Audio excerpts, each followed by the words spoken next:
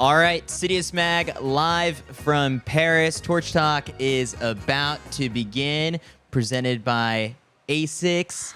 And we have had an amazing night of track and field. I think this one was the best one yet. It's one that has been circled on people's calendars for many months now, as we had the men's 1,500-meter final. We had the women's 200-meter final. What else did we have? We had... Women's steeple. Women's steeplechase. We had the men's long jump and the women's hammer throw. So this one from 7 o'clock when it started all the way till, 10 p.m. or something like that? It was just banger after banger. And the cool part was, like, the medal ceremonies for some of the previous stuff. You got to see a lot of these stars and remember what happened last night. So we are on 10 right now. We have a lot of our team here. We have more people coming over from the stadium. But overall, I think the best night yet. And we're going to kick things off by talking about the women's 200 meters, which is how we closed off the day. It was Gabby Thomas's crowning moment for someone who was bronze 3 years ago, injured in 2022, had to miss that World Championships, and then be so close to gold last year behind the one and only Shericka Jackson. Gabby entered this day as the favorite and totally dominated this field. She was 21.83 for the win. Right behind her, Julian Alfred, 22.08 to add another Olympic medal to her collection. And then Brittany Brown, someone who has been counted out many times, is like, all right, enough of that. Don't ever count me out again. Takes bronze in 22.20. And then we had a pair of Brits in 4th and 5th with Dean Asher-Smith and Daryl Nita. Caitlin, how loud did you get in the stadium for this one? I was so loud that the guy next to me was pissed off the entire time, and he was holding his hands over his ears every time I started screaming. And the issue is that I am like friends or like really love at least half of the women in this field. So I'm like, oh my God, Gabby. Oh my God, Juju. Oh my God, Brittany. And the man is just looking at me like, I'm like, why did you come to an Olympic track meet if you wasn't ready to hear somebody scream? But the entire time was just absolutely crazy because I'm like, there's no way that Gabby Thomas comes out of this without a gold medal. Yes, I know Juju got her gold medal in the 100, but Gabby Thomas is the face of the women's 200 this year, and Juju is the face of the women's 100 this year. So I just feel like Gabby Thomas absolutely did her thing. And Juju, like, she was smiling when she crossed the finish line. Like, you could look at her face, and it was almost just like, yeah, I just got my second Olympic medal, and that was, like, fun. Everybody else is, like, tired and on the ground, and she's just like, man, another one. Let's go. And then Brittany Brown.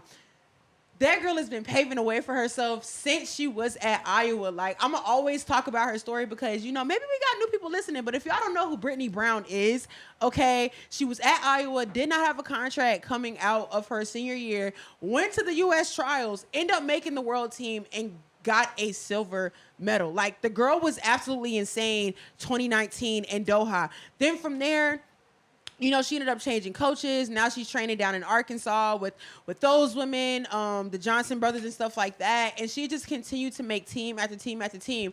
But the thing that hurts me the most is when she was at Olympic trials, she was saying how much it sucked that, like, the announcer wasn't even, like, talking about her, like, during the race. It was like Gabby, Gabby, Gabby, and, like, Sha'Carri and literally everybody else. But it's like, one of the people who has been a staple on this team for the past 2 years, not to mention she made the team last year, but not even in her main event. Mm-hmm. She made the team in the 100 and made the final at that. So for her to not be talked about and for her to be glossed over makes this moment so much sweeter because it's like, you can no longer deny me. I have 2 world medals, and I made a final in an event that I don't even run consistently last year. So it was really amazing to see these women round out this podium. I knew Gabby was going to get first. I knew Juju would get second. But it was just like, who do I want in third? Because Dean Asher-Smith, she always knows how to show up. Daryl Nita looked amazing in the women's 100-meter final and through the rounds. Mackenzie Long, obviously, I am extremely biased. So I was like, girl, I don't care what medal you get. I just want you to get one. And then obviously there's Brittany too, who's just absolutely made a habit of making it onto a final, making it into a final and making it onto a podium at a global championship. So it was definitely a very heart-wrenching race once the results came up, but it's no surprise that Gabby Thomas can now call herself the Olympic champion. Gabby's someone who is so easy to root for, just in terms of just like her whole entire story. I mean, having gone to Harvard, everything that she does off of the track, just how much she's shouldered sort of the ability to be a star and wanting to up the visibility of not just herself, but all the athletes around her. She comes off great in the sprint series. So, Aisha, I guess, what are your thoughts to just like this? Anytime you throw out just sort of like, oh, this person is the face of track and field, the box you need to check to enter that conversation is a gold medal. And for Gabby, now she's got that gold medal easily, I think, one of the faces of track and field right now. We all want track and field to succeed, right? Right? Yeah. Imagine putting... Actually, no. Yeah, actually, no, we hate it. No. Imagine putting that pressure to carry the sport and be a face of the sport on your back. You're the favorite, and you have to race for that gold medal. We can't underestimate how much press she's done this year, how many campaigns you're in. And that pressure, that expectation, when you're on the Skims ad, that's in the back of your mind. Like, I better show up and I better show out. And I'm going for that goal. So to see her actually achieve it, it's incredible. I mean, how many favorites have we seen fall at this Games? Oh, yeah. My countrymen are down so bad. I'm very sad for them. But when you see someone who is the favorite stand up to that expectation, you put so much more respect in their corner. In terms of like talking about just Gabby like carrying the world on her back, my take is that I could see her becoming like an Allison Felix type household name. For sure. And I feel like she is completely on that path right now. Before anybody is like, but she doesn't have as many medals as Allison and she's not. I'm like, okay, but Allison didn't have as many medals as Allison until Allison had the medal. So like, shut up until it happens. All right. But the thing is like, one, we can talk about like Gabby's range. Gabby can run the 1, the 2, and the 4. Gabby was on the 4x4 that qualified us for the Olympic Championship. So Gabby Thomas is somebody who has the range like Allison Felix. She's now got the medals, or is starting to rack up the medals like Allison Felix. I mean, the last time the USA women won an Olympic title was Allison Felix back in 2012. So I'm like, if y'all don't see the similarities in terms of how they carry themselves, how they advocate for people, and just how bright Gabby's future is, then I don't really know what to tell you. And then also, the reason why I think that she has the opportunity to become a household name or even maybe a bigger name than Allison is mainly because of the era that we're in. Totally. We have social media. We were literally talking about it. I forgot who I was talking about it with, but yesterday we were like, just imagine if Usain Bolt had social media. Usain Bolt was going Twitter. crazy, and no, I'm talking about imagine if like we're so online right now. Yes, imagine if Usain Bolt did what he did in this like era of social media. He would be. I mean, he's already who he huge, is, but this would be insane. And Gabby has that extra boost of all of us being chronically online to continue to boost her. I mean, you're in a Skims ad. Skims is Kim Kardashian. Kim Kardashian is a household name everywhere. Like, it's just so many moving parts when it comes to Gabby Thomas that I can easily see her surpassing Allison Felix in terms of like popularity and hopefully in medals as well. Yeah, go ahead. Yeah. To your point, when I was in high school, I had a poster of Allison Felix on my wall. This was before social media. I'm dating myself a little bit here, but how many little girls are watching this race back in the States? I mean, it's perfect prime time for before bedtime, and they're watching history be made. And I mean, look at that picture. How can you not be drawn to her? She's magnetic, and she's going to be a star. She's going to be a star. She is literally like a poster child, and not to say that I want her to have like some kind of controversy, but like she's easy to like because your parents are gonna love her, the kids are gonna love her. Like, that girl does not have a speck of flaws like on any part of her image. And so for her to kind of be the person that she is and to be as fast as she is and to, like you say, live up to the hype of her name, it's no reason why the world won't come to love her in the next couple months. Yeah, I was thinking just sort of about how there are a lot of these athletes at these games. They were making a big deal. I think it was in the New York Times about how like this is like the TikTok Olympics, because there are so many, like Alana Maher from the U.S. rugby team like blew up. And similarly, I think like we like, because we're online more so, at least me, on Instagram and Twitter. Like, you are perusing TikTok more than I am. Gabby's got like a huge TikTok following where I also feel like this is great because it's roped in people from that sort of app and all that stuff, and that audience. It's a younger demographic, younger audience, and I think that this is only just the beginning of like the true star that she's going to be. Anderson just walked in. I definitely want Anderson to jump on the show here if he's got a chance. Anderson is running on fumes, if y'all don't know. This is the first time Anderson's been on the show in I think this entire Olympics, because he's been putting in work in the mix zone. So everyone give it up for Anderson Emerald, who's holding it down, bringing us all the mix zone insights. Anderson, today, crazy busy day. Women's 200, where this is the first event we're talking about. Gabby's crowning moment. What did she have to say in the mix zone? Because you said, this is a 6-year project, essentially, that she's been working on. She spoke about how many ups and downs she went through, like even dating back to 2022 when she didn't make the team, and she had that crazy interview in the mix zone. She was just talking about all those ups and downs and how she really wanted this gold. Like 2021 at the Tokyo Olympics, she just said, okay, I'm happy to be here. This is my first team. Now she wanted gold. This was her sole focus. And yeah, she was just so elated. It was like almost a relief I can like see on her face. And she like delivered. There was a lot of pressure where Shericka Jackson had pulled out. So Shericka was probably the favorite if she was healthy. Now it was like Gabby's a favorite. Julian Alfred coming off the 100-meter gold medal where, okay, Gabby, you have to deliver. You still have a lot of competition, and she delivered. So she was elated. And shout out to, I ran into Tandra Buford-Bailey, her coach. Yeah, what'd you have to say? And she was like, I didn't feel nervous at all. I knew Gabby was going to win.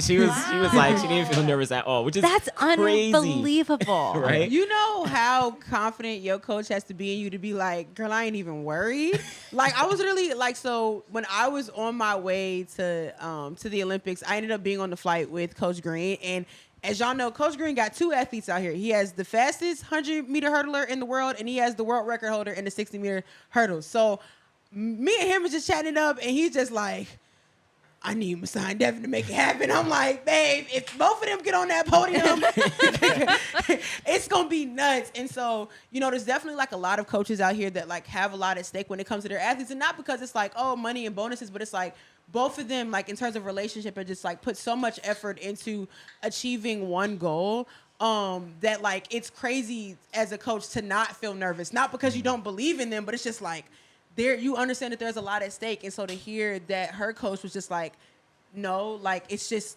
peace, calm, we're good. It's crazy. It's crazy. So, and one other thing, I got a chance to speak with Mackenzie Long as well. She didn't, she finished last place, but she was elated, her first Olympic Games. And Mackenzie and Gabby were talking about, they developed a really strong relationship here at the Olympics. Originally at the Olympic trials, I think Gabby was telling us how she had a dream about Mackenzie making the team, and they started to get a little closer. And now at the Olympics, Mackenzie and Gabby were like, yeah, we've really developed a relationship. Mackenzie feels like Gabby's a mentor. It was a really kind of like heartfelt moment it was just amazing to see all that. So, yeah. Do you think that not that I'm happy that the Jamaican women are not, able to like show up for themselves like during this Olympics, but do you think that this Olympics might be an opportunity for the U.S. in terms of like short sprint women to really develop like what Jamaican sprints have developed? You know what I'm saying? Yeah. Like when it comes to Jamaica, like there are 3 to 4 women that you can always count on to make a podium, to get a record, or to do something absolutely amazing. And like I said, unfortunately this year, they just haven't necessarily been able to translate. So hopefully that'll, change by next year. But, without them here, I feel like the U.S. women have developed a lot of confidence over the short sprints to be able to get 2 women on the podium in the 100 and the 200. To hear that Gabby and Mackenzie are developing a relationship and Gabby is starting to mentor Mackenzie, like this might be a turning point for us where it's like, okay, it's no longer just one U.S. sprinter that we can rely on. It's like, no, we have 3 to 6 women that we know that we can always send to a major championship and make sure that we can get the job done. Yeah, that's a fact. There's like, this is the first time I think since 2012 that all 3 U.S. women made the 200 final. And like, you're talking about, there's a lot of consistency. Mackenzie Long had the world lead for a little bit early in the season. Brittany Brown has got a silver medal at the World Championships. Gabby Thomas has multiple medals. So we actually have some consistency, and I think it's just going to further grow for the exact point, right? I think it's we're going to see some development there. I think we can definitely like see like I know we got medals, but there's you already know, like when it comes to Jamaican women, like when it comes to the sprint, like there's a certain or I don't want to say or I don't want to make it sound like I'm on TikTok. Yeah, but there's expectation. There's the legacy, the greatness that you come to something expect. about it. It's just you like, see the black, green, and gold. They're on the start line of the final, and you know what to expect because they show up and they've had practice. And hopefully people are quaking in their boots. You know, and that sort of legacy is just on a little pause, and it's opened the door for another legacy to shine. So isn't this great for our sport that we're having this moment now, so that hopefully at the next championship, then the battle is even deeper. And we just want to see that. You know, we want to see things get passed back and forth. We want to see the drama. We want to see, you know, giants clashing. And this is just the beginning. Yeah. Like I love me some Shelly and Sharika. So I'm going to need y'all to, you know, get yourself right. Do whatever you got to do. If you need me to be your doctor, I got you. But I need y'all back on that Take my hamstring or whatever. Whatever you need, I'm going to give it to you because I need them back on that track next year because with the way that the U.S. women are starting to develop as a short sprints team, I really think that we can start to develop our own like really strong short sprints legacy the way that Jamaica has. And real quick, I'm probably gonna head off in a second. I have to make a call, but I did want to speak about Brittany Brown. Yeah, you were almost brought to tears in the mix zone. Listen, she went off just about like how much she's appreciated all the people who supported her through all the ups and downs. She's not like one of the fastest, 200 runners, but her first Olympic Games gets on the podium, and yeah, she was just bawling. And I'm just so happy for Brittany Brown to get on the podium. Considering all the adversity, like we spoke with her at Olympic trials and she was telling us about, all her health issues that she's gone through. And yeah, that's like my feel good moment of the trial so far. So I'm sorry, the Olympics so far. So huge shout outs to Brittany Brown. Yeah. My, I Anderson, don't know if you're going to end up I'm like gonna head out real quick, but yes, I appreciate all Anderson Emerald, everybody. Snaps. My last thought is that I just hope that these women don't have like their parades rained on because I think there will be a group of track and field fans, and I'm not talking about a specific country, so y'all better not think I'm talking about it. But I think that there are a group of individuals that will try to kind of like downplay. Right. Oh, Sharika wasn't here. Sharika wasn't there, this person so wasn't here. you know, Gabby would have gotten second, and Juju would have gotten third, or it would have been interchangeable, or like Brittany would have never been on the podium. But my thing is that like these women still deserve it regardless of who was and who wasn't in the race, because at the end of the day, it's about being able to show up and race when it's time to race. And my thing is like, okay, Gabby only ran 21.8, whatever, fine. But it's like she still had to go out there and race against an Olympic champion that just became an Olympic champion about 48 hours ago. She had to go out there, carry the USA on her back, along with every other woman in that race. When I tell you every woman in that 200-meter final has got like a crazy story. Dina, Daryl, Brittany, Mackenzie, like all of them have just come through so much this season. So if you are looking at the medals that they've won and the immediate thought is they don't deserve it because Sharika wasn't there, or because Shelly wasn't there, or because somebody else wasn't there, then you really need to take a look at who you are and if you really care about track and field and if you really care about these people as athletes. Yeah, so this one was great. Gabby's got a busy schedule even after, I think tomorrow's like her only day of rest, and then from there it'll go 4x1 heats and finals, and then after that 4x4, hopefully. So she's a chance to come away with 3 gold medals. I'm telling you, that's Allison Felix Jr. if she's on that 4x4. Yeah. I mean, she's earned the right, I think, to be on all of those. So that was the women's 200 today. Epic. Caitlin, thanks so much for jumping on. Okay. Awesome. You got an article to write. I got 2 because Cole Hocker want to come over. Oh, y'all going to talk about that. I'm going to keep my mouth shut. Don't get us going. All right. So now for the 1500, we are going to bring on Eric Jenkins and Karen Lesowitz, and then we'll also we need more mics out here. We need more mics. We need more chairs. Then, Mitch will join us afterwards as well. He's putting down some food right now. We got to keep the team fed. Everyone but me. Hey. All right. First off, immediately after this race ends, everyone in our mentions, both on Instagram and on Twitter, are like, you guys have a prophet on your team who just absolutely just called this thing. Put on the hat. Yeah, might as well put the hat on right now because Aisha called it exactly how it was. The graphic is even up that shows you just like this is the Looks good on finishing her. order. Looks good. Wow. Cole Lost my Hocker, hat. yeah. Roll the graphic, Yeah. Mac. Cole Hocker is your Olympic 1500 meter champion. Incredible. Just so good. The race is one that we've been waiting all year for, essentially, since Budapest last year. August 7th. Or August 6th has been circled on people's calendars the entire time. It's Josh Kerr moved his wedding, I think, after this, and this has been a highly anticipated day. And obviously, people looked at this one as Josh versus Jakob, but we all I think across the board, we all kept the idea out there that like Cole has been looking great and better each time out, and he did the damn thing. This race looked like it was going to be Jakob's best attempt at a squeeze by just going right to the front.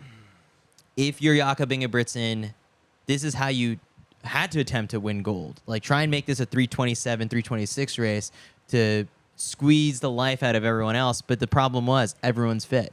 And while he did a lot of the work, he tired himself out. And even he's admitted that, like, the first 800, which was 151, I think it was. 151.3. It was, yeah. 151.3, just a little too much. And tied up enough for not just Josh Kerr to catch him. That was pretty evident with about 150 meters to go. He was like, oh, Josh is going to beat Jakob. Then all of a sudden, you just keep your eyes on Cole Hocker, and he's been working his way up the entire time, trying to get through on the inside. Has to kind of chop his step a little bit, or like even in the final 100 until the space opened up. Not a little bit. Yeah. Like, stopped completely. And found enough room to get through, runs 3:27 to break the Olympic record, drags Josh Kerr to a British record for silver, and then Yard Naguse closing like a freight train. Almost a photo finish between between him and Josh Kerr. Ends up with the bronze medal. And Jakob Ingebrigtsen fades to fourth. This one, we've watched it already like 2 or 3 times. Incredible race. Aisha, you get first dibs on just kind of unpacking this on and what really stood out to you that you saw this coming. I saw it coming. Racers are gonna race. Like, I can't express it enough that a miler who likes to kick, if there's blood in the water, they are going to be there and they are going to attack every time. Every time.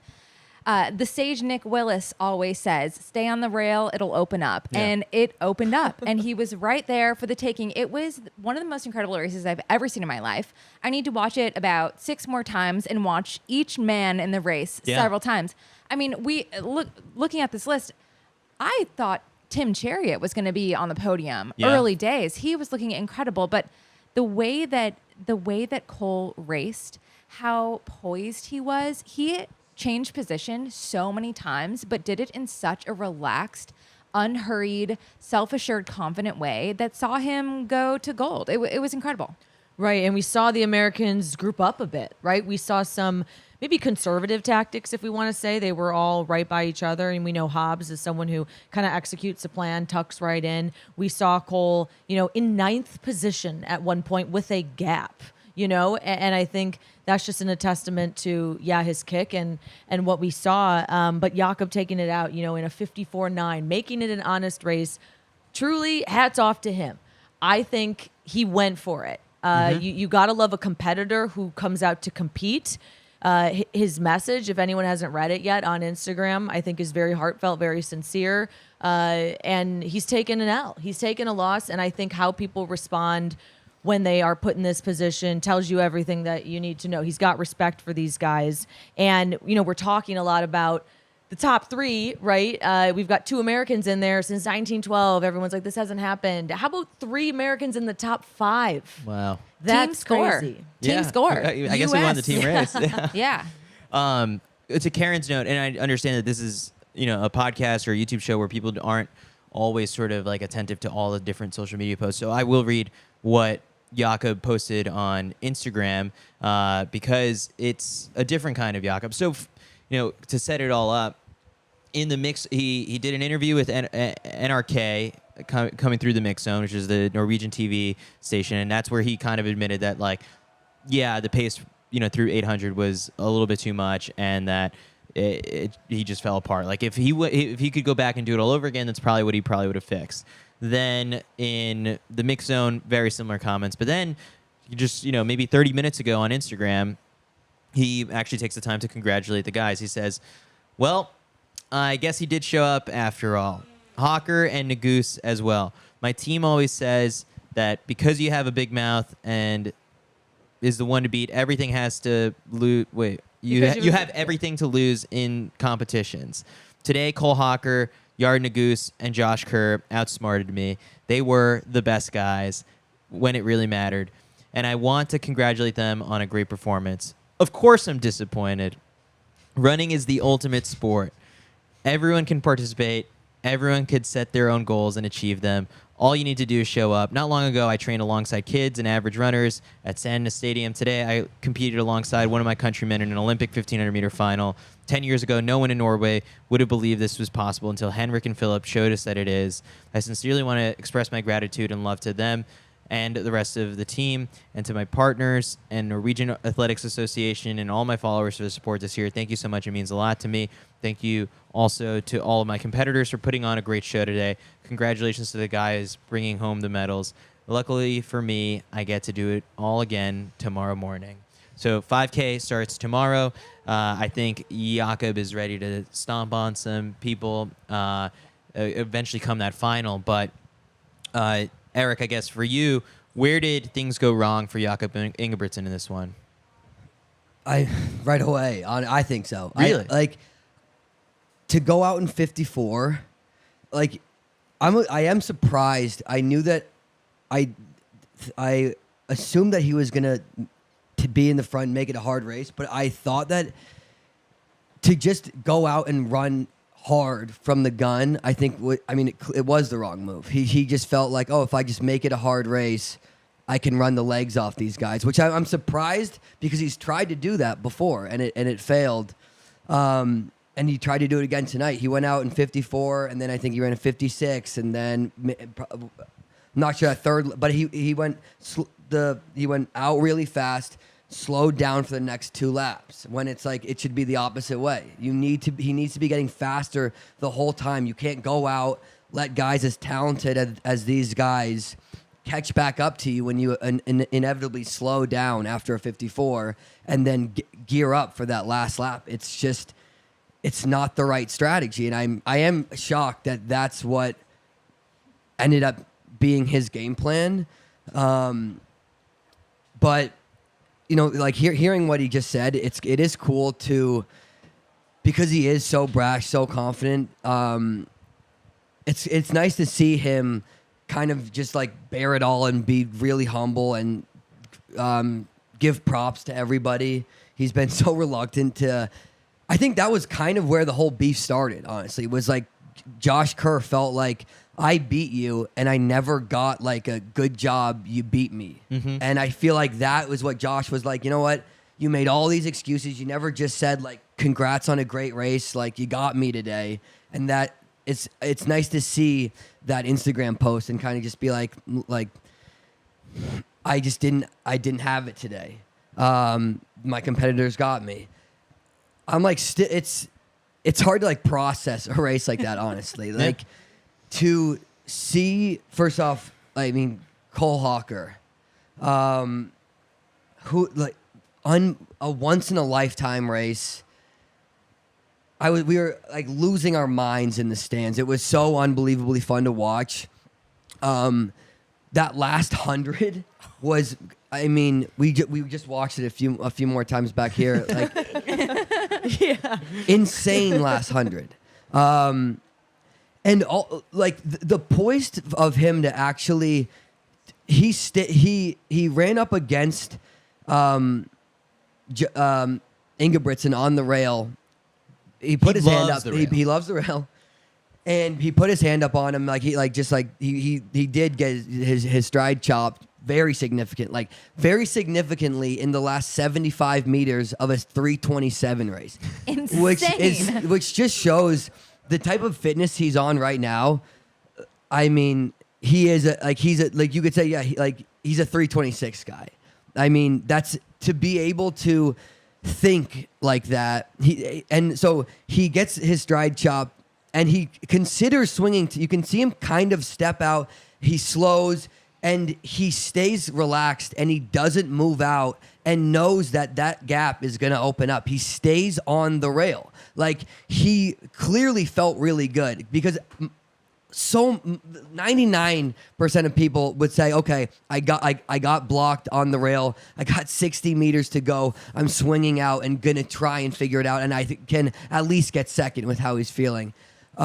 He stayed in the pocket, stayed on the rail. And I mean, that last like 40 meters was one for the ages, like unbelievable. It's and then to see Yard like coming down the home stretch too, like closing like a freight train, barely not getting second. I mean, the photo finish, like, this opens up a whole can of worms. Is it like the foot, the torso that the non-track fans have been debating over the men's 100? But like, if you clearly look at like the Omega finish line cam that they have, it's like, all right, if we're going by the letter of the law, then yeah, Josh got it, but it was really close. I don't get all like the people like debating. Isn't it like a computer? Yeah. Like, it's like not like Siri it's not lie. like it's not like they're just doing an eye test Yeah, off they're a not photo. eyeballing. Yeah, like it's like people are like, I'm not really sure if Josh got it. It's like, Yeah. who are you arguing with? He got it. But like, think about It's the Dillinger like Yeah, stopwatch. yeah. It's all those guys like. it's like, look, I don't really believe that the computers really got it on this This one. AI is getting It's crazy. AI. The AI knows everything, but in this case, I think I know from me watching at home. It's so to think that Ingebrigtsen got ran out of the medals. It's like, it's so insane. Yeah, so it was Unbelievable. an Olympic record, a national record, and then a personal best to beat him today. And yet at the same time, like, his personal best is still further up on the all-time list. Like, it was that crazy of a race. Ingebrigtsen got ran out of the medals, and then Josh Kerr barely got second. I mean, it's such an insane race to see. Aisha, thank you for raising your hand. We'll get right to you. I'm just like, I could go on all day. There's so many things that happened in this race. It's hard to like actually comprehend what happened. All right, take a moment. Aisha, go ahead. Okay. What I think makes Cole so special compared to any of the men that were top 6 in this race, really the class of the field, his change of pace is unruly. Like, how he can just switch, like the difference between being fast and being quick. Mm-hmm. Cole is both quick and fast. He can change pace and he can hold it. And you look at guys like Josh Kerr, you look at Ingebrigtsen, even Jared, they are fast, but they're not having that explosive, almost like elastic change of pace that we see from Cole. And that's why he wins a race like this. His brain, he's on it. He's making moves. He's making the best decisions, but then he has the ability to will his body and bend himself into ways that other men on the line just simply can't do. And he can do it off any pace. Yeah. Like a lot of people can have that fire out of a cannon kick in a slow race, but it's like he can close like that in a sub 3:30 race. It's unbelievable to watch. Well, and I think it's the gear change. To your point that I think you made is, I think, how did he get on that inside rail? Not only did Jakob, have a race tactic that didn't work of going out hard and trying to take it from the gun, but he also was unsuccessful in guarding his position. I mean, he came off the lane and allowed Cole to come in and swoop. I think what you said was he's going to be so wrapped up in the beef of not trying to let Josh beat him, and he was swinging out wide to maybe try and make him run, a few extra steps, that he was caught off guard and got swooped in. Apparently, I think Mitch can confirm this or not, but they asked him in the mix zone about the rail opening up and him trying to hold the position, and Cole must have blacked out because he said, wait, the rail opened up. Like, he didn't even remember at that point. Like, all the feelings were fresh. But he's going to watch that back, and he's like, I can't believe, like, he just never let up on the plan.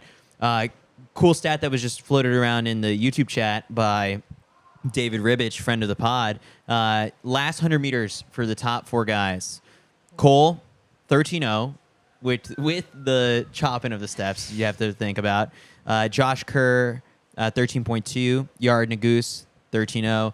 And Jakob Ingebrigtsen, 13.8. So wow, Yared though. Yared, that's closing hard. Closing hard. A few extra steps. I mean, my guy would have got silver. But I want to say too, we did get some comments yesterday that we didn't give enough love to Yared. And I don't want to say I'm the the ancestor of maybe what's going on here, but some of it rubbed off. And I feel like it's that consistency, and it's almost like he's buttoned up. Yared's like, with all the, we got some goofy, I'm going to say it again, characters out there. Yared's like buttoned up. He's too, he came out and he was doing his, his fun, bird. I think he debuted. symbol. Is that a new? I didn't seen it before. Yeah, can someone comment in the chat if you know what that was? Was it a butterfly? It's a was goose. it a bird? Was it Is a it a goose? goose? I mean, am I the only one? Oh my god! But gosh, were you wearing the red beret? Yeah, like I'm this like- thing tells secrets. It's crazy how my brain works sometimes. I'm like, and that's a goose, obviously. I thought it was like a Taylor Swift thing. Well, that's where my mind went to. We're I mean, just he's such a regurgitating the Swiftie. facts we know about him, like Yeah. goose, Yeah. Swift. Likes Irish. turtles. Yeah. Turtle. Yeah. But we saw him, have a little personality there. He was lighthearted on his feet. But it's bread and butter. I feel like we know what we're going to get from him. Again, I want to see a higher high for him, but I don't think his lows can be as low as any guy in that field that we've seen. Yeah. And we got to give the race is so deep. Like Hobbs Kessler ran incredibly. When we watched it back, it's such a cool shot to see all the Americans single file running together, like right in the perfect positioning. It's like America right now is kind of the country in terms of 1500. I mean, as of right now, you go 1-3-5. I mean, it's unbelievable, and you're surprised to see, or at least I'm very surprised to see Kenya at the very bottom. Well, to speak to that a little bit, in terms of just like the positioning by the Americans, they were in a great spot, like the whole entire time. It was the Kenyans who took like an aggressive approach. When Mac and I were at the Prefontaine Classic, and we said we were talking to Jakob about just sort of like the race tactics and how at every single one of these diamond leagues, it seems like there is a pacemaker, but when there isn't, there's always a Kenyan guy who's going to just go out to the front and try and push the pace from the front. And Jakob usually sits in that second position.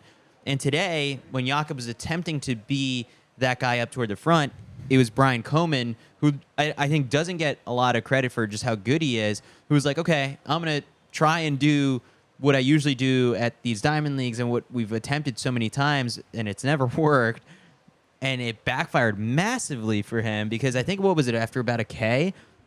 I don't know when he started driving. I mean, he started dropping back, and it was like a was really immediate. bad fade. Well, That like yeah, it was 'cause causing a he's traffic in for everyone lane, else. He's in Yeah. lane 2 when Yeah. Jakob's running out in 54 and he's like on his shoulder. Yeah. It's like, you're gonna fade. Like sit behind him. Yeah. He's flying out here. Yeah. It is very like, yes, they're ballsy. They run incredibly hard. They go for the win, but like there also is a fine line between running incredibly ballsy and kind of running stupid, may I say? Dare I say? You can say whatever you want. Look, it didn't work out for them today. And Chariot is a guy who's got tons of medals to his name. Him and Jakob had a fantastic rivalry for years and years, and it was like incredibly fun to watch them go back and forth.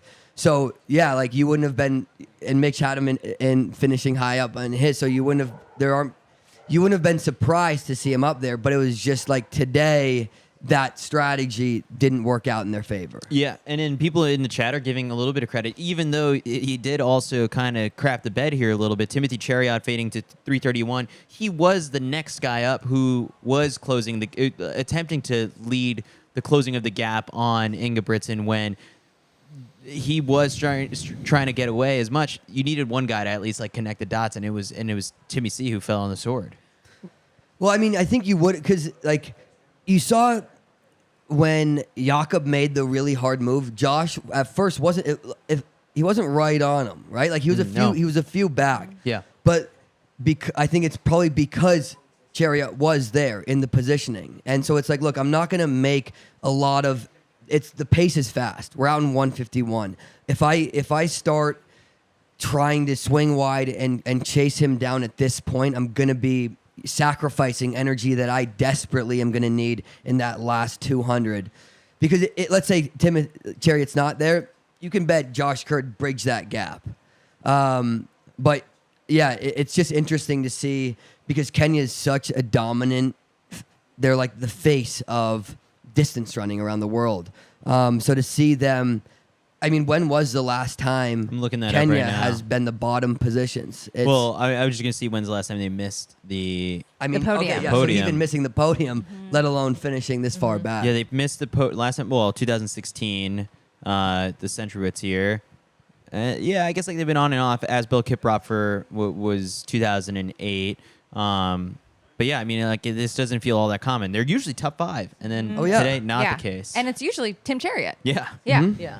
Well, what I think we're seeing too here is, the tactics of offense versus defense. And I think obviously different things come into play here. I was surprised, I tuned in on the screen here and I was getting more commentary and more up close facial expressions.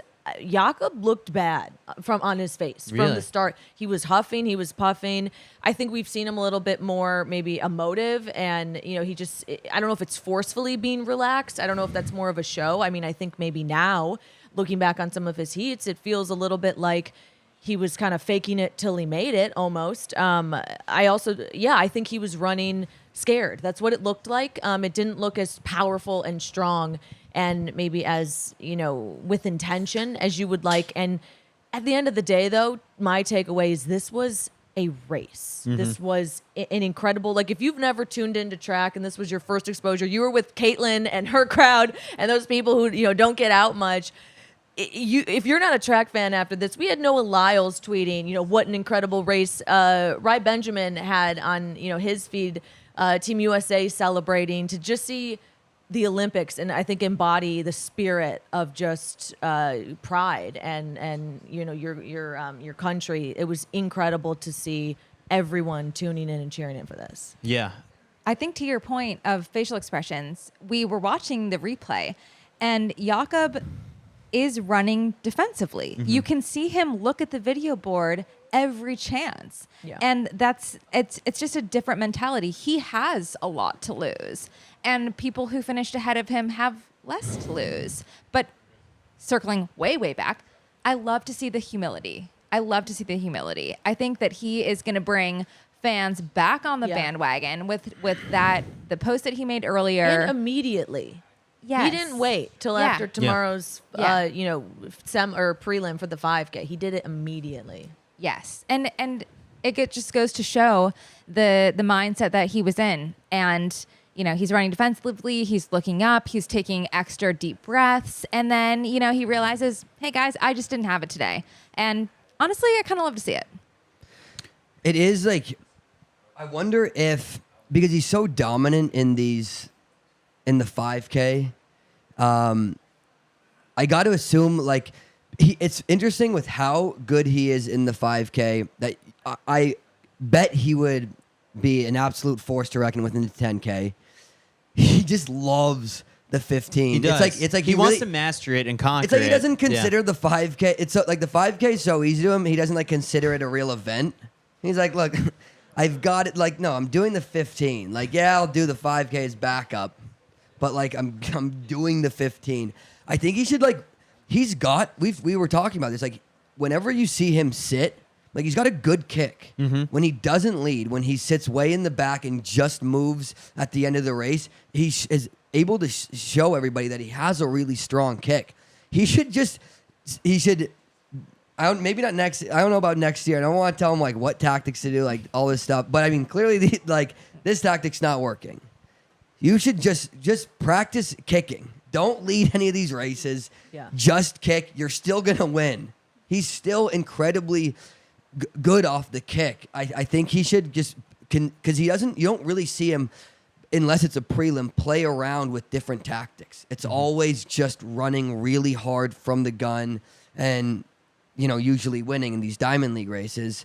But I think he should just consider like maybe like playing around with a bit more. If he wants to keep doing the 15 and he wants to get that title, I think he's got to really go back to the drawing board and figure out how he can eventually beat these guys. As someone who has followed Cole Hocker season fairly closely all throughout the year, he is someone who has done that by dropping down to the 8, moving up to the 5K, practicing and mastering the 1500. What has stood out to you about the way Cole has structured his season, where he was prepared for a day like this, and it all paid off, and all of those, just dabbling in the different distances and the different types of races that have unfolded at some of these low-key meets that, all throughout the season. What has stood out to you about just sort of the way Cole prepared for this moment? Number one, Cole was healthy for the whole year. I think we saw him last year, or in years prior. He hasn't had a full year, hasn't had a full buildup of being healthy all the time. It makes the world of a difference. I think he said it himself. When he's healthy, anything's possible. But also Cole, and this is the same for Jakob too. Cole never gets far away from a race.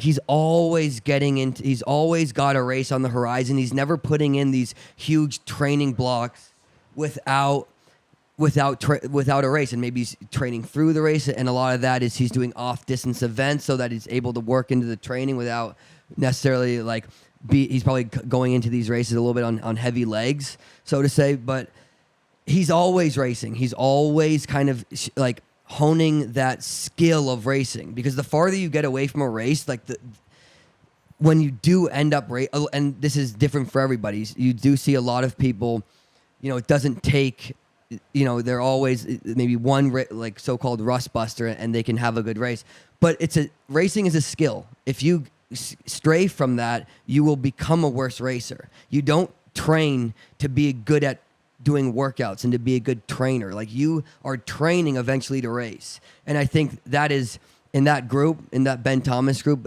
that's never lost. I think that's always at the front. You see them racing constantly, whether it's cross country, 800s, 3Ks for Cole, 5Ks, off distance events. So I think that stands out to me, and that's, I think, coming from the NCAA system. You see NCAA guys shine tonight. Yard. I was going to say Hobbs, but not Hobbs. He's only 21. Kerr, Josh, of course, yeah. I'm Kerr's kind of an American, built in the NCAA system. It was a sweep. Let's call it a sweep. I think that kind of goes to show especially with these prelims, you have to go through a lot of races in this meet alone to get to this race. So I think racing at the forefront is what stands out to me with Cole in particular. What should the people know about Coach Ben Thomas? Because he's been Cole's guy for the last 5 or 6 years now, I guess. Well, from Oregon to now, just this professional chapter of his career. There's a little mix of cross training, and you see him on the bike and on the Alter G. Yet at the same time, they hammer workouts. They have that crazy weird warm up. What should people know, I guess, about the way Ben Thomas has molded Cole to be this star? I mean, first of all, we probably all saw that, maybe not people who are watching this, but that picture of Ben Thomas in the stands. Yeah. How it must be such an unbelievable feeling for Ben Thomas to just, it's been such a dramatic rise from a very talented, star high school athlete, freshman in college, that unbelievable year he had at Oregon, but to now an Olympic champion in the 1500 and an Olympic record 3:27. It's just got to be such an unbelievable feeling for Coach Thomas. You see his, Like, I mean, that speaks volumes right there. But it is so interesting because in a world of, and Ingebrigtsen has kind of popularized this, the double threshold. A lot of work, tons of volume. Ben Thomas is kind of like the exact opposite of that. It's very interesting. I think no one really knows besides the guys in his group his exact training. It's a very peculiar. It's a lot different than other groups and other coaches. It's I would say not very volume focused. Not they do tons of cross training, which I think a lot of runners just associate with being injured. I think that is changing with groups like this, with Parker Valby. I think you're going to see a lot more people doing a lot of work, low impact biking and things where you're not having to put your body through a whole lot of wear and tear. I think you're just, especially with the aerobic element of this sport, it's mostly aerobic. So I think you're going to see, and when you have the success that Coach Thomas is having, I wonder what his future looks like. I'm sure there are going to be shoe brands that want to put athletes in this group, are going to want to recruit him, and it could just be individual athletes saying, like, look at what this Cole Hocker guy just did against a guy like Jakob Ingebrigtsen, against Josh Kerr. I got to go be coached by him. You saw it when Nick Simmons won or came in second in 2013 in the 800. People were like, this guy just got second. Like, I want whatever he's doing, I want to do that. And I think you could see stuff like that with Cole Hocker and Coach Thomas. Yeah. Are they going to re-release that watch that he's holding Yeah, he's in his holding like hand? the little green Timex. Yeah, like a low tech. We're going back to analog here. That's the time that people in the comments have problems with. They're Yeah. like, I don't know. Did he win? Did he get it? Yeah, that's Yeah. what they think the finish line clock is like. It's just Ben Thomas in the stands with it. All right, I want report card grades for the men's 1500 field. So I'll run through them, and then rapid fire, we can kind of just go over what you guys would grade these people. I want to see who's the harsh grader here. Brian Coman from Kenya, 12th place, 3:35:59. Is that it? C minus. C minus? What? D? He was the last guy? What? He gets an F. He was the worst. I'm not He gonna- went for it. I'm not going to Okay. give him an F because he did go for it. Yeah. But I do think I'll give him like maybe a D plus. Okay. I'm sticking with F. No, I like it, Karen. Someone's got to be an asshole. It's usually you. That's why I'm like, this feels good. I got it. Yeah, thank you. Eric's like, can we jump to 7th place? All right. 11th, Timothy Chariot, 3:31:35. I love Timmy C, but Yeah, teacher's pet. Some people have a bad day. yeah, some people have a bad day. Honestly, I'm gonna give him a B minus because he was paying attention. Like, he was making all the right moves, but he just didn't have it in the legs. Yeah, I think that is a bit more like, I'm going to say probably in the C, like a C. I think C it's for fair. Timmy C. Yeah. I think C because it's average and it's like what he did, I think, gain in just the bravery of going for it. He lost. There's a net zero for me. It's a net zero. Okay. 10th place, Neil Gorley from Great Britain, 3:30:88. I'm giving Neil a B plus. He's been very, very aggressive in a lot of his races, and I think should he have shown the same aggression, I think he would have been back in 12th. Like, I really think to beat those two guys, I think it's a good day, and he ran pretty quick. Yep. That's got to be close to his PB, yeah.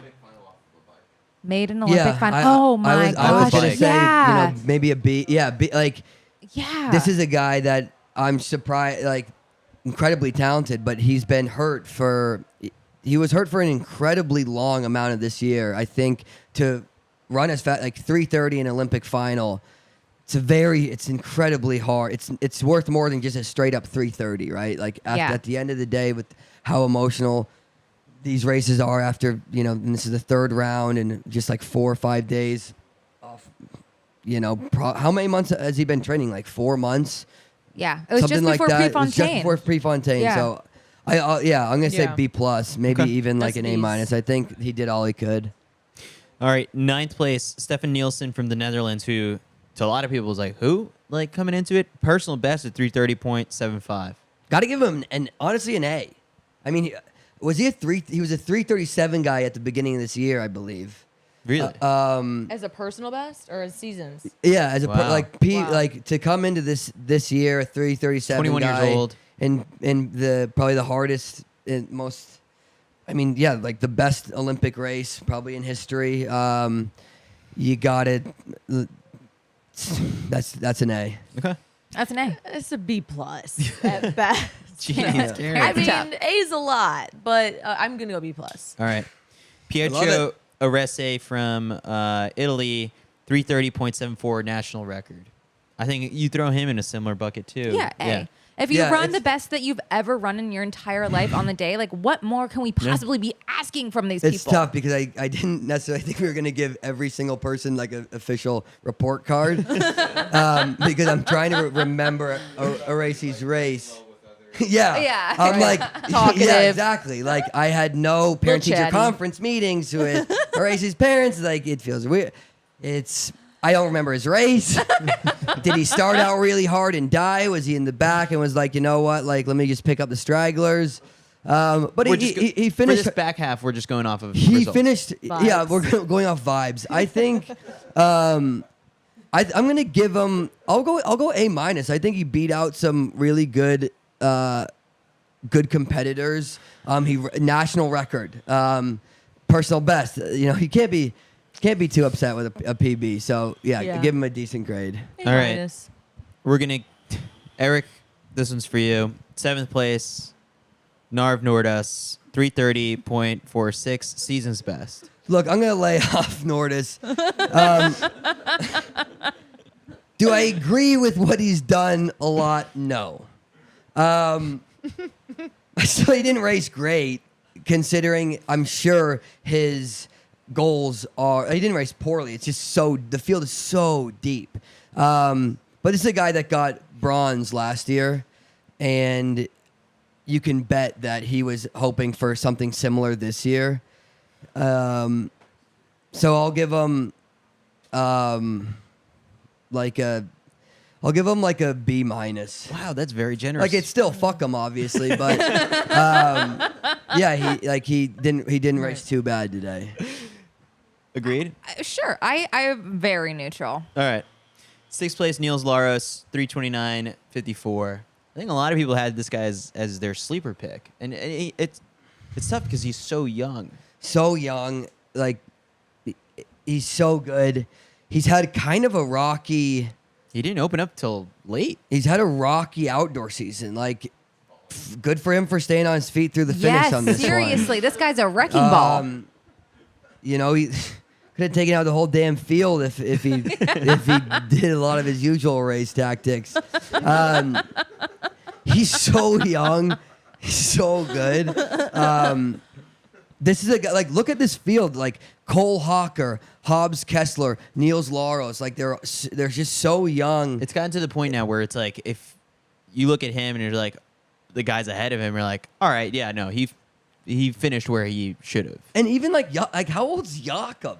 Like, he's 23. He's 23. And That's Josh is 24, insane. I think. That's 23 Or no, and a sorry, father 20, of sorry, one. he's 25. 25. I honestly, Yeah. for some reason, I'm like, Jakob's older than me. 20 no, he's he's just such a, 23. he's at 23. father. He's like just such a seasoned veteran. He is a father. He's got music out. He's got. He's dropping branching an out. album. He dropped an album. He's He's a dipping. triple threat: dad, musician, and Athlete. medalist. Athlete. Yeah.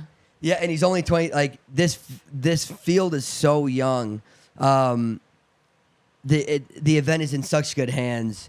It's wild to see. So like Laros, you got to give him. I would say you give him a great grade. This kid's got definitely medals in his future. I would say. Yeah. I mean, the chat is saying like he could be what Cole was today. 100%. Yeah. Right. 5th place, Hobbs Kessler, 329.45. Give him an A. A plus. Yeah. Yeah. A plus. Yeah. He's riding the rail. He's racing, wise beyond his years. Right. I'm a Hobbs fan for life. Well, and to Eric's point before, he didn't go through the NCAA system. I think it's impressive given the trials. I was so impressed with him at the trials to see him go through all those rounds so successfully in 2 events, make the team. He's proving that, anyone can get through maybe not having the sharpness of having been churned out through the system. We don't see a lot of 1,500, 800 doubles these days. So I'm excited about Hobbs. We were talking about that. Like you see a lot of 5K 15s. It works well with like the aerobic system, but like at this level, because we were like, Hobbs has to race Sijati like first thing in the morning tomorrow. Yeah, at 11:55 a.m. That sucks. I hope he's already asleep. He's got It goes to show just how talented Hobbs is. We don't really talk. I mean, we do talk about it, but to be able to run the 15 and the 8 at the level he does is remarkable. And at the age he is, it just speaks volumes. Someone's gonna. And then Cole Hocker has just tweeted Olympic champion with a ton of exclamation points and the American flag. Love to see it. Wow. Yeah. Do you think he had that queued up in the notes app? Like It was saved to drafts before Wow. this. Yeah, I'll be interested tomorrow. Someone can look up the stat. Maybe we'll have our guy Paul Hoff-Mahoney look it up. But I wonder what the fastest 2-day combo back-to-back ever is, where it's the 1,500 and 800. Because if you're running with Sijati, you might run 142 tomorrow. And so he just ran, 329? 29, yeah. That's a crazy double back-to-back days. Yeah. All right, moving on up. 4th place, Jakob Ingebrigtsen, 328.24. This is a hard grade. This is a hard grade. I'm back in his fan club, but honestly, I'm giving him a D. I mean, bless his heart, but sweetie, again, if you continue to do the same thing over and over and over again to the same result, we got to change something up, my guy. I do agree with you. I'm not gonna give him a D. I'm gonna give I understand that grade. It's just I feel bad. I'll give him a C minus. It is. He just really fucked up his race plan. I mean, he said it. He said these guys outsmarted me. He said that, and my first instinct I thought was no, you didn't. They didn't outsmart you. You didn't run a smart race plan. He just did I'm shocked honestly when we saw. I think we were with. I was sitting next to Kyle and he took the lead and it was a blistering first 300. Kyle was I think he just lost it.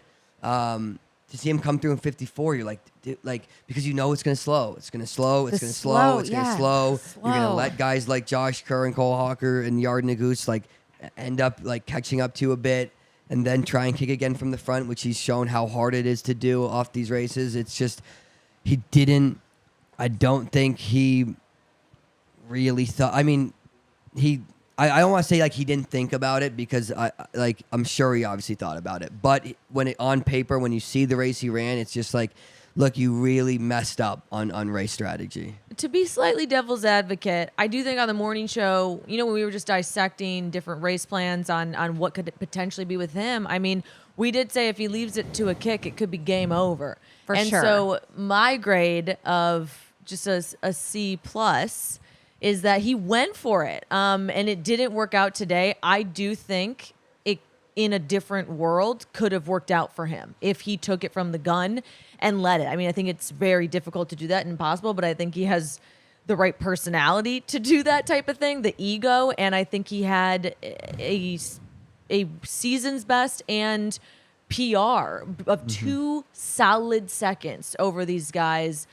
I don't think it was as, reckless as maybe it unfortunately ended up to be. It just was a high risk with a high reward. Yeah, do you give him points a little bit in his grade for making the race for the other guys? No. No, as a consumer of it. For us, that was much more entertaining because he messed up. It was an unbelievable race. You're watching Truly. it and it's kind of like the men's 10K where you're every single thing you would want a race to be, this had it. And yes, it made it incredibly exciting. I just think he ran himself into fourth place. Like he just had a bad race plan today. I think, you let him rerun that race, he runs it a whole lot differently. Yeah. All right. We're down to our top 3 now. Yard Nagoose. A. 3:27.80. A? I'm gonna go A minus. A minus. I think with how good he looked that last 50, look, I bet if he could run that race over, he's gonna say I should have given them less space. He closed just as hard as the eventual winner, and if it was 20 more meters, if it was one more step. Yeah. Where he doesn't fight Cole on the back stretch when Cole passes him, and he gets stuck. Mac. So Mac yeah. saying that he didn't end up fight on that back stretch of the last lap. He didn't end up fighting Cole. Got stuck a little bit, and then had to do a lot of work. In the last 100 meters, he ran incredible. He got an Olympic bronze medal inches away from an Olympic silver medal. So you're not going to say this guy ran a bad race. It's just with him looking back on it, he's going to be like, man, like if I just did things a little bit differently, who knows how that race would have been. If I was the one that was aggressive instead of, this is the games that the athletes play, right? It's just like, man, like he's getting all these congratulations. Everyone's over the moon for him. And he's definitely excited, but there's a part of him that's like, if I ran it just a little bit differently, maybe I would be, maybe not the Olympic champion, right? But maybe I'd be. That silver was that right silver there. is right there. Right. He ran fantastic. Unbelievable to see 2 Americans on the podium. But I'll say an A minus. All right. Josh Kerr, silver medal, 3:27.78 or 79. I'm gonna go with like an A minus. I think he ran really well. I mean, he ran damn near perfect if it wasn't for Cole Hocker. Mm-hmm.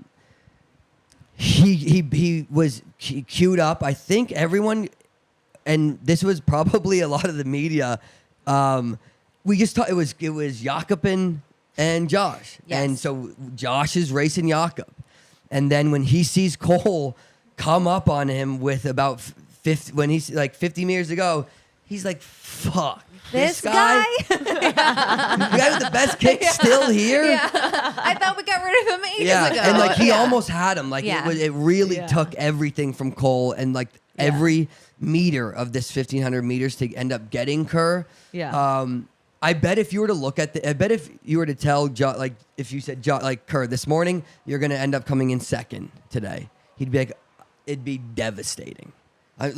He has been so open about this is the race. He's the guy to do it. He is going to win this race. Yeah. And to come up slightly short, he had, it seemed like when he was after the race, like in good spirits, like jogging around the track, like waving to the crowd, not like hanging his head and being like, woe is me.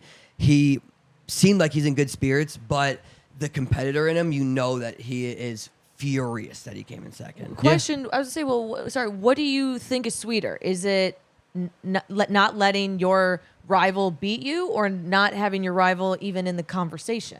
I think slamming the door for him probably felt pretty good. Yes, I do think beating. I bet it felt really good when he starts gliding past Jakob with about 40 meters or however wherever he was at that point. But then to see Cole slide by you on the inside to take the Olympic gold medal. Yes. That feels like shit, I bet. Yeah. He ran an incredible race. Kerr is so savvy, so tactically sound. Like I was saying before, like hung back at I feel like the right points of the race and didn't let himself, like when Jakob hit the front, he goes, I'm not worried about him getting away. I know that there's a lot of race and there's a lot of distance here that I can get back to him. I'm gonna do it slow and controlled in my way and eventually reel him back in. and he did that. I think it was just Cole Hocker ran out of his mind today. Right. And what are you going to do? Like, I think I think Mac was the one that said this, if he knew how, I think maybe Kerr saved a bit for that last home stretch. And if he went from 200 out, right? If he knows that Hocker's right there, and he may have known he's right there, right? We don't know exactly what's going on in these competitors' heads, but there wasn't a big screen. There was no video big screen on that back stretch, right? And you're not able to gauge where your competitors are in this race. Like if you're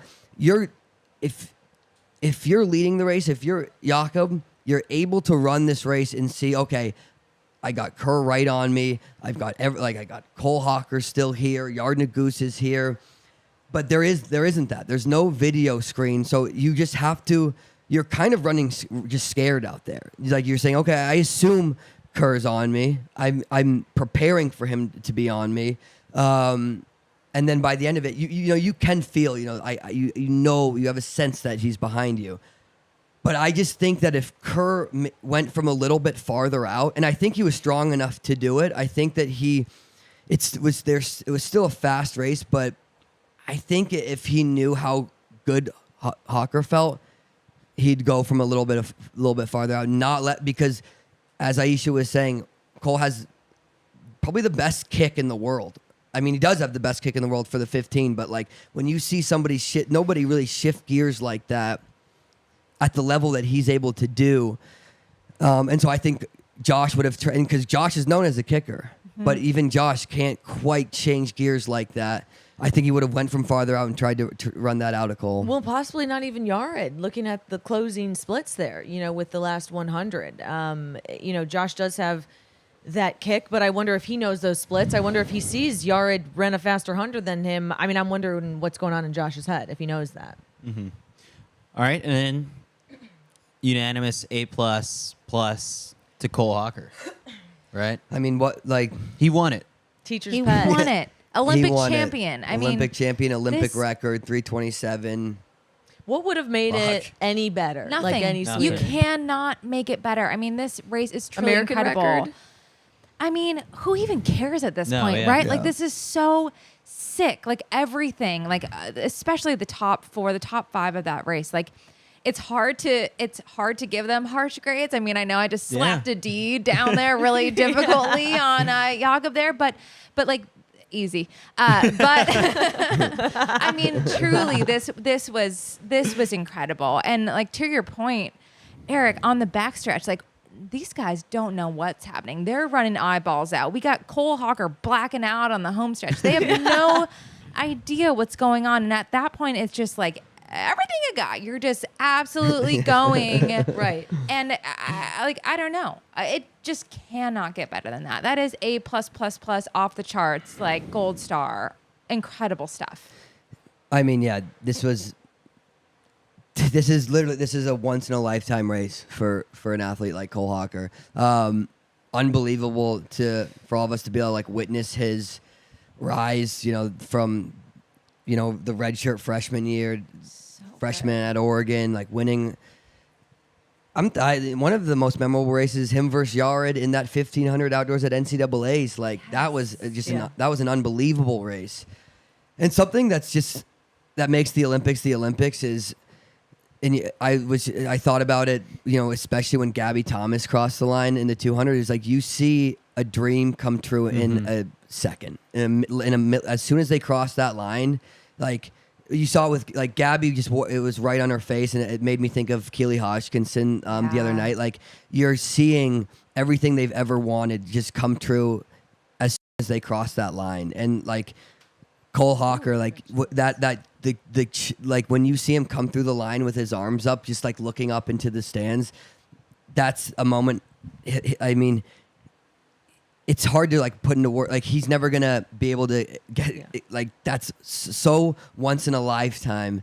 And there's a story unbelievable. there's a story on everyone's face. I mean, I prefer the one with Yared in it, but big Yared fan, but The one with Yared, I think you see. I mean, it's like the Last Supper. I feel like it's like there's if you look at different entities at any different point, there's something going on. You see triumph, you see grit, you see shame. Like I think you see every emotion, and it embodies the Olympics, like you said. 2 final points on the men's 1500, because we do have like one other track final, and then we'll get Pauly Throws' quick report on the throws finals and the field events that took place today. But what does this do? It was a great question posed in the chat by former colleague Kyle Merber. What does this do for the rivalry? Like it's sort of like a new character has emerged and stolen the show.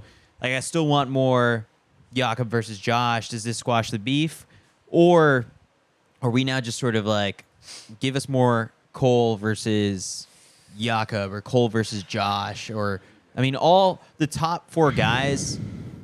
This is a job for Kyle. Go sign them, buddy. Like that. Like that. Those are the 4. Let him know in the chat. Yeah. Hey everyone, like take this second right now at Kyle, the real Merb on Twitter. It's like, please sign the top 4 guys to Grand Slam track, because, and also I want, after this, like, I want Jakob in the 8:15 category that they have, as opposed to moving up to 3K, 5K. Like, this is the challenge right here. But that's sort of like what we have in store potentially next year, the year after that, as this thing garners some traction. Is I want to see these 4 guys just go at it each time out. 5. I want to see all 5. Yeah. I mean, they're all so close in age. This is going to be a legacy that we're going to be able to watch for years to come. And it's so exciting. We were talking about this last night, and of like, you roll the dice and every time there's a different outcome to this race. Like they are all so excellent that I want to see every scenario play out. I want these guys at every race, every matchup, head to head, every time, because it is like, who knows what they can do if we keep just, knocking heads against the wall with this, like these crazy paces. Like what will we see? The limit doesn't exist. It's so cool. These guys could push each other to the world record. They could. They very well could. I think this definitely cools the beef down a bit. Especially Jakob's Instagram post too. Jakob's and like that the rivalry, it's still a great rivalry. I think it makes everybody love Jakob a little bit more. Like it's people want to see these champions and the athletes that they look up to be human and show humility, right? We love them winning, but we love to see them be human and to go through hard moments like Jakob and just do it with class. I think I think he was able to lose tonight and still gain fans, which is a tough thing to do. And I'm sure Jakob, he'd say that's probably not possible, but I think people are appreciate him even more after that.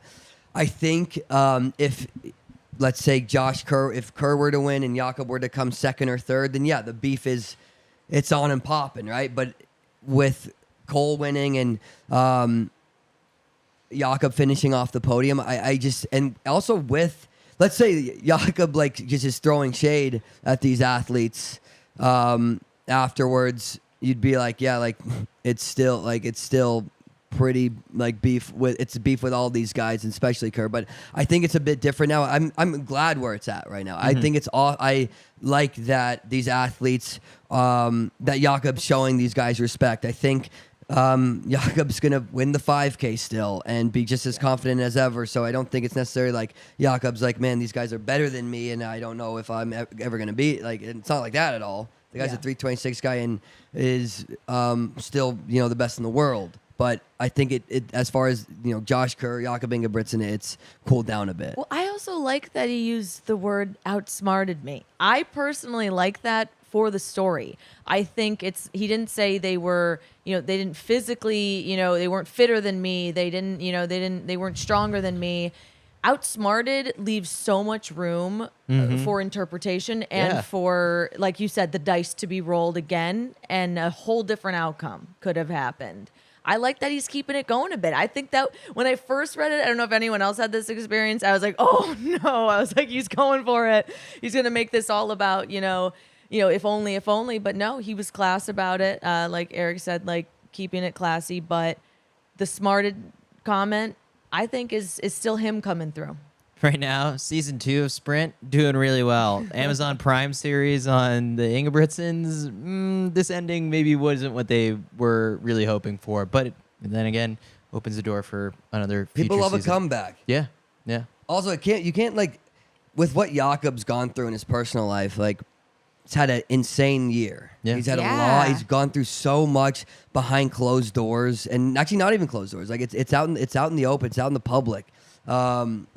And just became a dad. And he just became a dad. Like there's so much that is on Dad his strength. plate right now. He can't go on paternity leave right now. Like you're No. really hot right now. Yeah. And Can he's you also- imagine? He's got a lot. He's doing so much. But I think this will make him better. He's going to be a better athlete because of this. He's going to learn from this. Yeah. He's going to get stronger. As we were just saying, he's incredibly young. He's 23. He's 25. 20. No, I thought he was Jakob is 23. 23. Yeah, Jakob's 23. I believe Josh is a little older, but it's, Karen was like, not Look. a fucking chance. He's look, I already 23. looked Yeah. it up. Yeah. He's 23 I mean, and a just- dad. if he was American, like he'd just be graduating from college. Right. I mean, Jeez. it's that's how young he is. This guy's. I mean, he still has so much left to accomplish in this event, particular. This Cole Hocker, we'll leave it with this Cole Hocker quote. For today, he said, I told myself, don't be soft. You've got to go with it. You're going to regret this for the rest of your life if you don't go with it. I'm so glad I told myself that. I was like, I'm going to hate myself if I don't close this immediately because those guys won't give you an inch if you give it to them. So don't be soft is. Well, he the kind of did mantra. get a little bit of an inch, though, like in the inside. Yeah. Like, I do also love, we see the overconfidence, but I love, that's not an overconfident state. If anything, that's a little underconfident. I told myself, don't be soft. That's what the kids are going to be having. Instead of Steve Prefontaine posters, like that should be what kids are growing up with on their So walls. good. Stay hard, essentially. Stop. being All right, soft. real quick, because they just didn't have as much dramatics to it as the men's 15 final was the women's 3,000 meter steeplechase, which took place immediately after. I mean, really hard for them to follow up that act, but it was a really good race overall with Winfried Yabi from Bahrain setting an Olympic record of 8:52. Perth Chimutai of Uganda, 8:53 national record. Faith Chirodich, who's like super young. Faith Chirodich is 20 years old. They call her Little Faith in Kenya because Faith Kipyegon's Big Faith.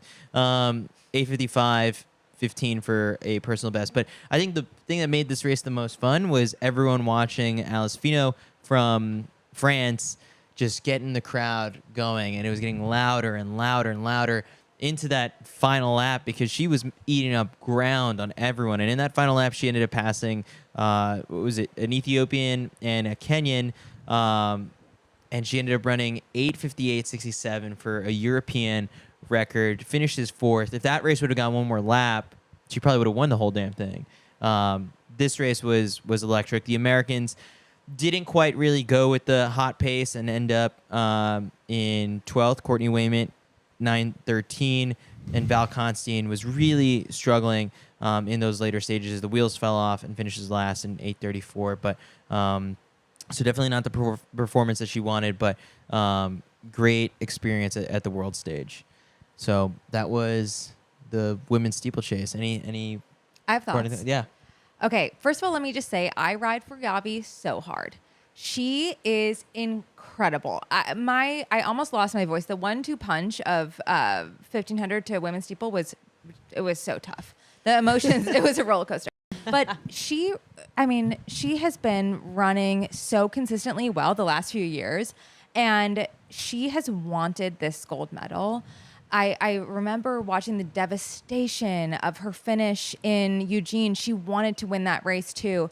And really the battle between Beatrice Chepkoech and Yavi that's a strong battle. I mean, that is cutthroat every race. But Yavi ran this very smart. She kind of hung back. And we don't often see that from her. She really played it smart. Beatrice goes out. I mean, she always does this. Their first lap was 68. Oh, And something that's really interesting in the steeple is that the East Africans almost have everyone else's number. Yeah. If they go out in 68, they shatter the field. And the steeple is so challenging because as the cumulative fatigue of not just the racing but also the hurdling, the dynamic effect of that just compounds your fatigue, and just really that first lap takes it out of everybody. Their first K, I think they came through in 2:56, I believe. That hurts. That hurts a lot of competitors. So, I mean, really, that first lap kind of shattered a lot of people out there. And Yavi hung back, and she was able to finish strong. Her last 600 was incredible. Wow. Yeah, it seems like, because we say that the Americans kind of finished a bit more towards the back than we would have liked or thought maybe they would have. But to Aisha's point right there, it seems like it's incredibly hard in the steeples, not like these other events where you can't just go out with the leaders and fade. no. It doesn't quite work like that. It seems like it's just so tough to go out with a pace that you're not ready to run and then fall back. It doesn't quite work like that. There was just such a big breakaway group, and when that happens, and it's just so hard to bridge gaps and make it to pull yourself along. The French woman was able to run really well. It seems like she missed time. Like it's easy to like see the bell. You see the bell and you get that shot of adrenaline, and the crowd is going nuts when they saw her start to make that move. They were making so much noise. I was like, wait, is she already like in medal contention? Like they were going insane. And I think if she was able to get that, what I'm saying is like, if you're able to do that before the bell, if you're able to somehow summon that bell lap adrenaline before you get to the bell, like if she was able to do that, she could have found herself in the medals. But it's so hard to bridge the gap in the steeple when you're running at that level operating on the line and then jumping. So the Americans definitely were, I'm sure they're a little bit upset with their race, but again, it's all part of the process. It's just one race. They're going to be able to have more races against these athletes in the future. So it's something you have to learn from, put in your back pocket and kind of move forward. For sure. All right, let's move on to. Do we have Paul Hoff-Mahoney on the line, Mac? Yeah. All right, and now we bring on Paulie Throws for a quick report on the women's hammer throw and the men's long jump. Paul, are you with us? Oh yeah. There I'm he with is. you, Chris. Paul, what did you make of tonight's track and field action? It was wild.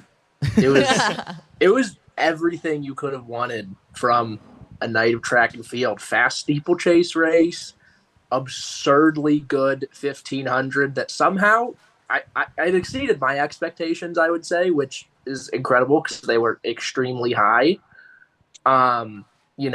Good hammer throw comp, long jump was awesome. Just a great night. All right, so give us a report on what took place in the women's hammer throw. So in the women's hammer throw, Cameron Rogers won the Olympic gold, the first Canadian hammer throw medal by a woman, and it's gold. She backs up her world title from Budapest. It's back-to-back years now where the Canadians sweep the hammer titles with her and Ethan Katzberg. She won in 76.97, which is a pretty solid mark. I think that's only like her third or fourth best mark of the year this year, which is really a statement to how well she's been throwing.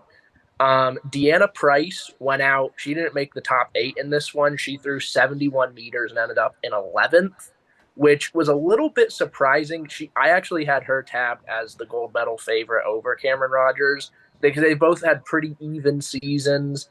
But, this one she just didn't have today, which is unfortunate because in 2021, she threw 80 meters at trials, broke the American record, and then was battling through an ankle issue that needed surgery like 2 weeks after the games. And I think she finished 8th. And now, she's 31. She finishes 11th here. Who knows if she'll be able to, still be in this kind of shape when we get to LA. So it's unfortunate for one of, the best hammer throwers in history.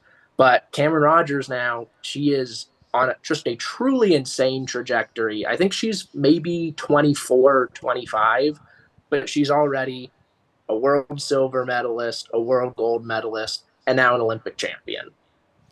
Tell us about Annette in second place, because this was a season's best. She pulled it out when it mattered the most.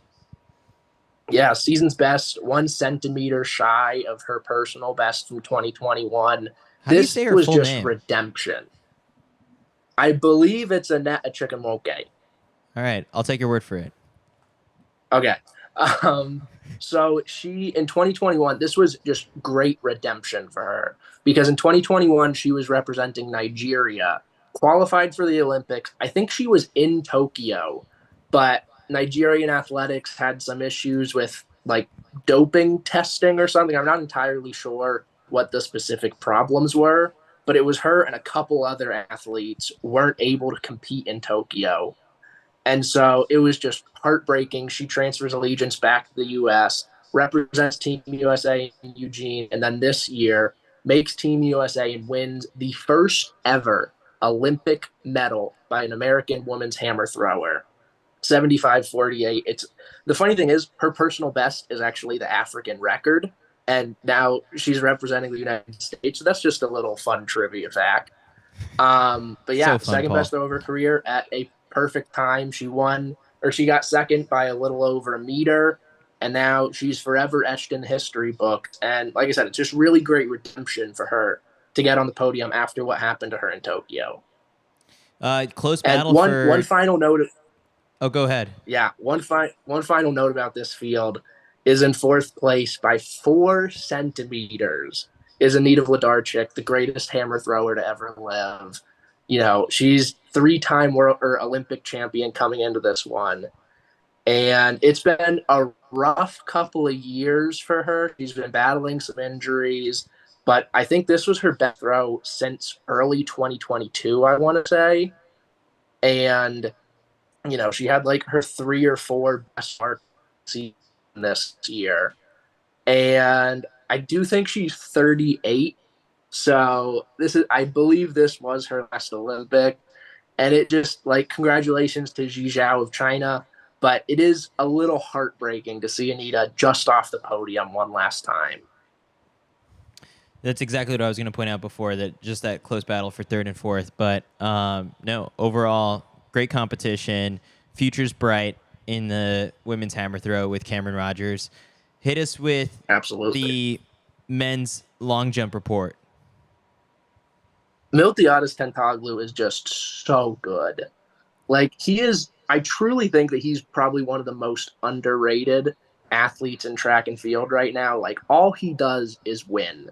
He is, multiple-time European champion, multiple-time world indoor champion. He's now the only man other than somebody named Carl Lewis to successfully defend the Olympic long jump title, which, Carl did 3 times. So he's still got some catching up to do. It was a good start. 8:48 today. I think that was in round 2, so he didn't have to stress that much. He's just so good. And it was a great comp, 4th place was 8 meters 20. All the top 8 were over 8 meters. Mattia Furlani continues the most ridiculous junior season we've ever seen by a long jumper. He has, I think, 4 of the 6 best jumps by a U20 athlete ever now.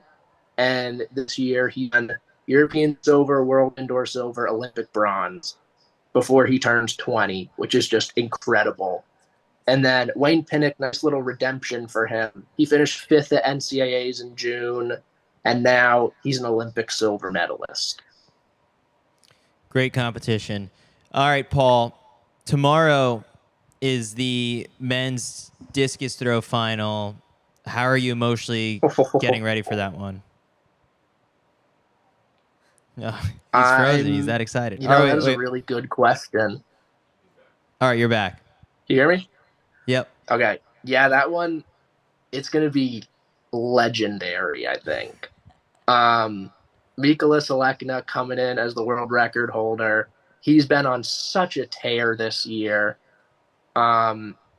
Christian Che is looking good as always. Daniel Stahl looked solid in qualifying, which it's been a bit of a rough year for him, but he's one of the best championship performers we've seen in a long time. So I wouldn't necessarily be surprised if he lands on the podium.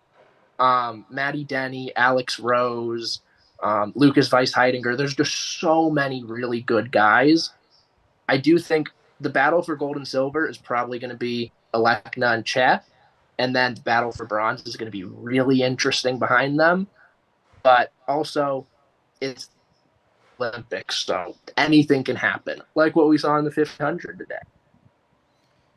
Yeah. I think the better battle right now is you versus this internet problem that you have on your end. But but we heard you loud and clear. That came through.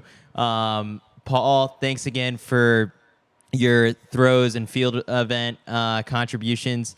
Someone in the chat did say, CITIUS, y'all need to pay for the throws guy to go to these meets because he's earned it. So get that passport ready. Maybe you've got a trip to Tokyo in store next year. I'm ready to go.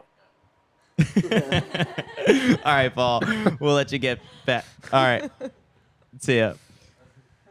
All right, Paulie throws, everybody. What a Paulie guy. throws. go. What a guy. The way he's just able to recite numbers each time out gets me. Yeah, he must I'd like to be with him when he's watching a meet. I mean, I imagine is he watching and just furiously taking notes, or is he just watching it and storing it all right there? It's just in. From what I've heard, he's watching and he's got his phone and he'll read the results and then just recite them back. It's crazy. Is he he's reading from something? You think? Just the results. Oh, okay. But he'll look at it, I think, once. Yeah. He's incredible. It's locked in. It's incredible. Yeah. All right. So to close things out, just to preview what's ahead tomorrow, we're not going to do a full preview because it's getting late. It's 1 a.m. here in Paris.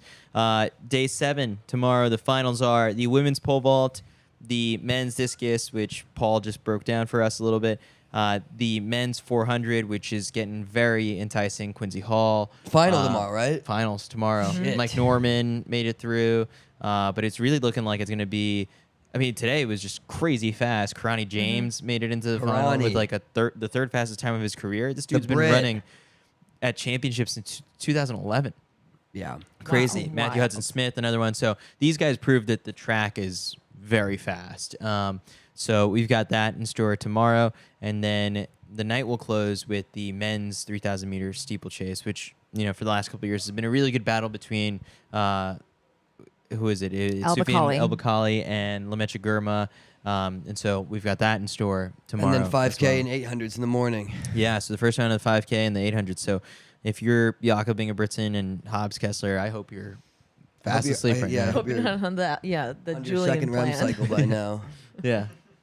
All right, that does it for day 6 of Torch Talk. I feel like I'm getting the numbers wrong when I'm posting these things, but we are stoked, almost there to the very end, but I don't want it to stop anytime soon. So we're going to carry this momentum from tonight into tomorrow's morning session and really have a blast back at the Stade de France.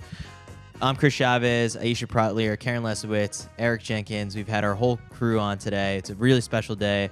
I'm so thankful for all the different voices that we've got, just kind of spreading their insights and analysis. And so we're ready to bring some more to you tomorrow. So thanks for tuning in to Torch Talk. We'll see you guys tomorrow.